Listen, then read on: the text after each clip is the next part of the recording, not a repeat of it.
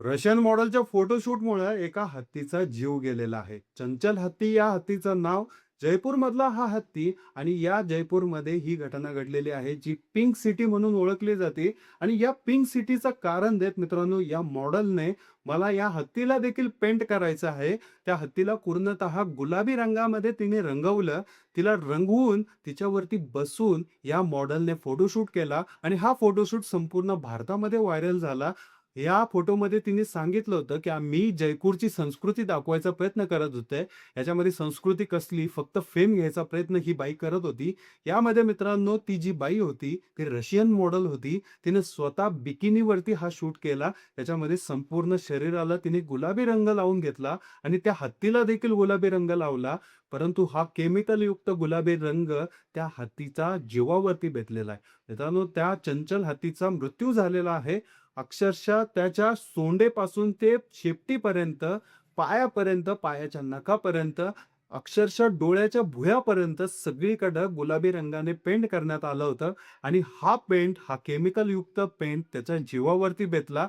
त्याचा मृत्यू झालेला आहे, अशी न्यूज आलेली आहे. आता याच्यामध्ये मित्रांनो, कोणावरती कारवाई होणार? कारण ती बया तर त्या हत्तीला पेंट करून, फोटोशूट करून तिच्या गावाला निघून गेली. आणि इतर लोक प्रश्न उपस्थित करतात आहे, की याच्यामध्ये चुकी कोणाची? मित्रांनो, पेटासारखी ऑर्गनायझेशन ज्यावेळेस कोल्हापुरामध्ये एक हत्ती सापडतो.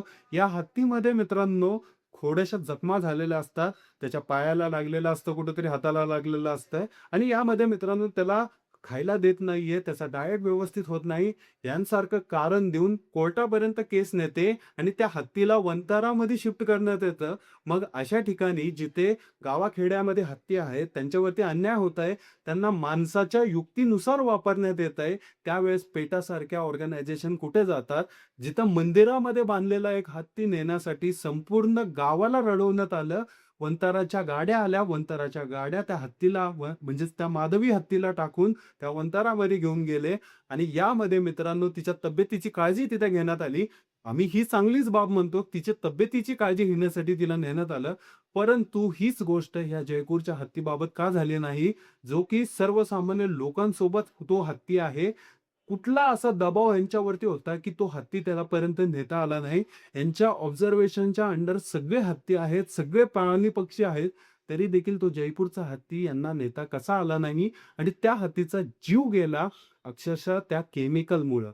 मित्रांनो, फक्त या ऑर्गनायझेशन एका स्पेसिफिक जिथं फेम भेटतो, जिथं मोठेपणा असतो, तिथंच जाऊन कारवाई करतात का? आणि जिथं काही नसतं, तिथं काही करत नाहीत का? हा प्रश्न देखील उपस्थित होता. माधवीच्या बाबतीत यांनी एवढी घाई केली, परंतु याच बाबतीत चंचलच्या बाबतीत यांनी घाई केली असती, तर आज चंचलचा जीव वाचला असता. ज्या प्रकारे मानवी गोष्टींसाठी त्याचा वापर केला जात होता, मानवाच्या एंटरटेनमेंटसाठी त्याचा वापर केला जात होता. कुठेतरी मित्रांनो हे मनामध्ये खंत आहे, की ह्या ऑर्गनायझेशन कामं काय करतात? फक्त पेटाच नव्हे मित्रांनो, खूप साऱ्या अशा ऑर्गनायझेशन्स आहेत, ॲनिमल लव्हर्स आहेत, जे की अक्षरशः ह्या ऑर्गनायझेशन, ह्या एन-जी-ओज कामं करत असतात फील्डवरती. ह्याच्यामध्ये कलर देण्याआधीच जर तो हत्ती कुठेतरी असता वंतारासारख्या एरियामध्ये, तर तो वाचू शकला असता. परंतु तो आज आपल्या या जगात नाहीये.